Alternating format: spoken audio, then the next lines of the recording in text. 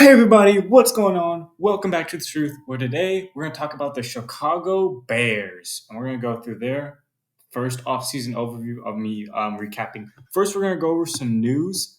The Bears, a couple days ago, on the 15th, the Bears released free safety Eddie Jackson and guard Cody Whitehair. It was a cap move. You wanted to get younger. You wanted to create cap, which you did. But it still sucks to lose both those guys. Looking at the roster, the Chicago Bears have $70 million in cap. They will have to spend cap. I would really hope they spend cap. They have a boatload of cap right now. I'm not saying, spend it all, spend it all. No, what I am saying is spend it wisely because you have enough. You have a lot. You can help out this team. Spend it wisely. Don't be stupid on picks.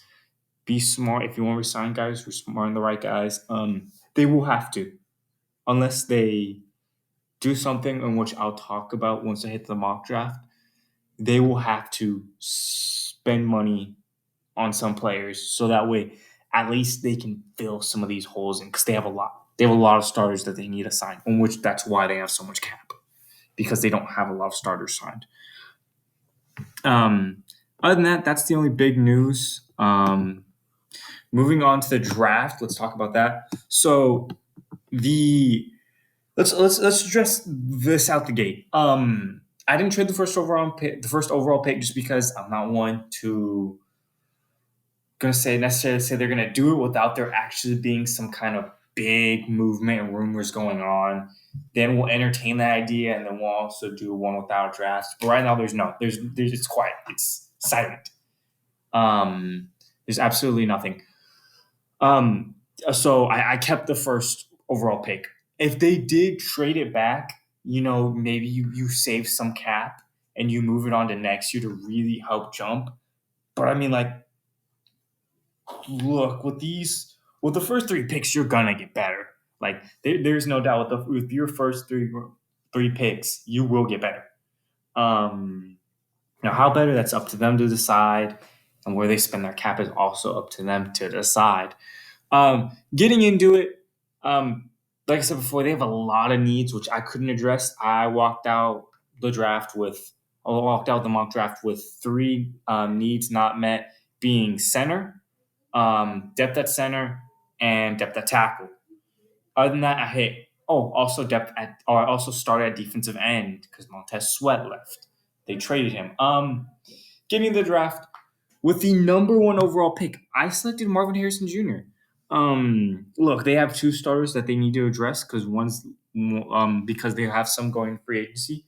So I said, hey, let's go get Marvin Harrison Jr. You have the receiver you traded for last year out of Carolina, who was really well. Go help him out a lot more. And then after that, with the ninth pick, I want receiver again. This was just, hey, with the positions needed and the best available for the positions needed was also Malik Neighbors at 9. So I also drafted another receiver with Malik Neighbors. Now your receiving core is loaded. I mean, you're sitting really well, and this isn't my final predictions. This isn't what I think is going to happen. This is how the draft felt. Getting into that, I want to bring up this idea. So the Bears have the number one overall pick. If you were to trade that pick, you could still get Marvin Harrison Jr. depending on where that pick went, or you could get Malik Neighbors. Either way, you're getting receiver A or receiver B. 1A, 1B. That's what you're getting in the draft. So you are sitting very well. So the more and more I look at this roster, the more and more it makes sense to trade the number one overall pick with how many holes you have to select quarterback. Which, I mean, look, if you want to trade Justin Fields and go get a quarterback, okay, I'm not gonna come out your throat with it. It's your choice.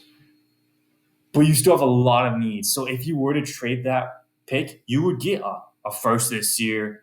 You'd get another first this year, a second this year, which, I mean, then now you're sitting at 4 picks that you could build this team with and get starters out of, and then also have picks down later years to help develop and build this team even more and get even more better. Look, the Bears went from 3-14 to 7-10. They jumped up 4 games. I'm not expecting them to jump up another 4 games. What I'm saying is, if they keep trending still in the way they should at least have an 8-9 season at minimum. And if you're sitting here as a Bears fan, you're excited about the future. There's a lot of things to be excited about for the Bears. So, I mean, if they were to trade the first round pick, you'd have a lot of draft capital this year and next year, and probably the year after that to really get going, or do another player acquisition that they did to get that receiver.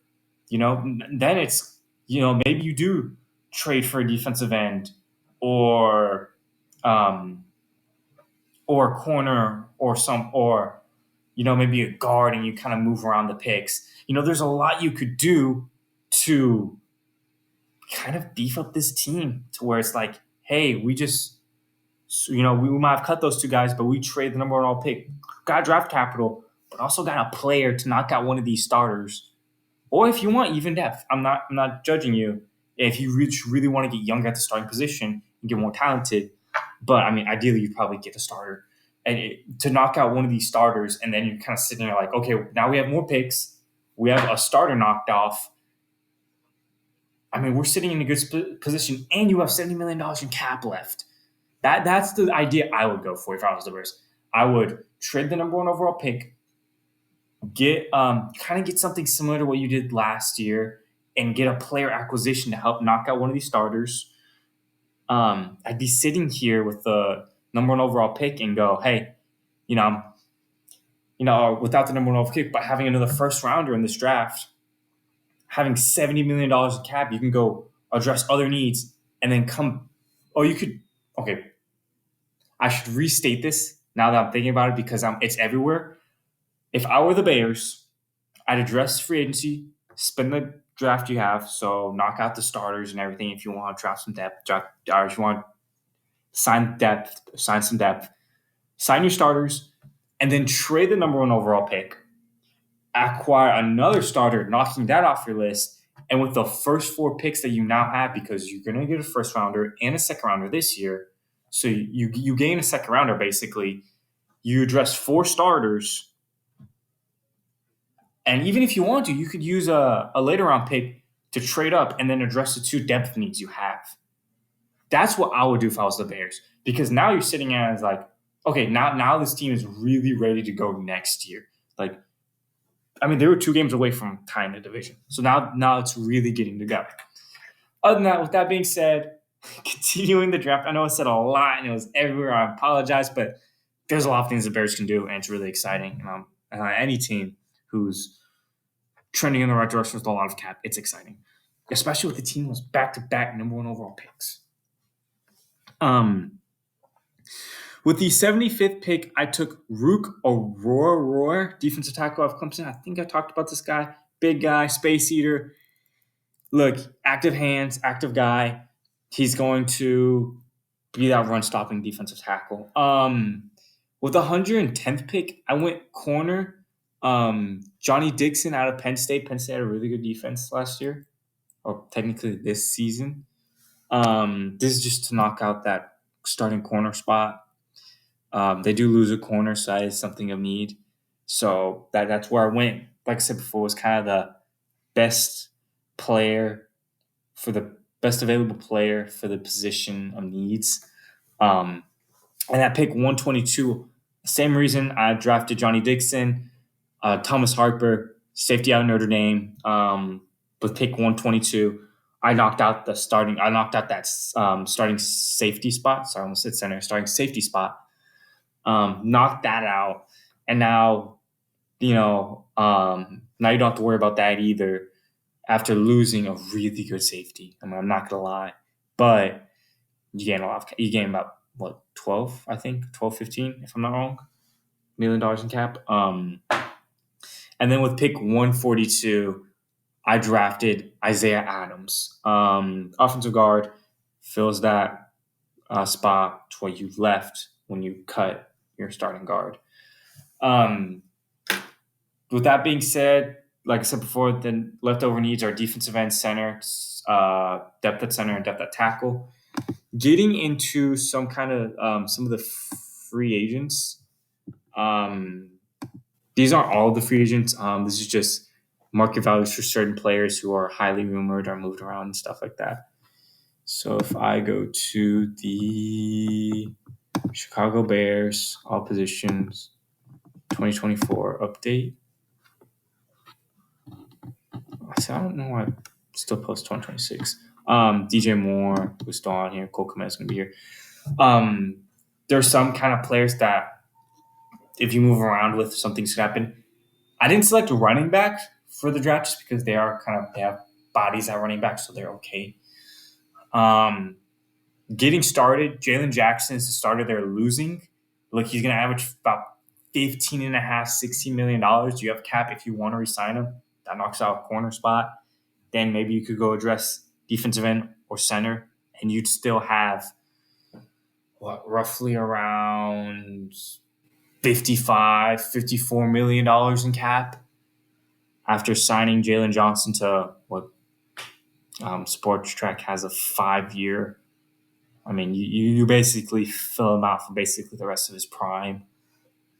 You could also go Darnell Mooney and spend $10.5 million this year, and now you're at $45 million, and you're good at you took a spot for receiver, so now you can knock out center, and then you basically, if you were to sign Darnell Mooney, if you were to re-sign Darnell Mooney and Jalen Johnson, you would knock out all of your starting spots, whether that be with being through the draft and through free agency, and you'd still have $45 million in cap left to spend.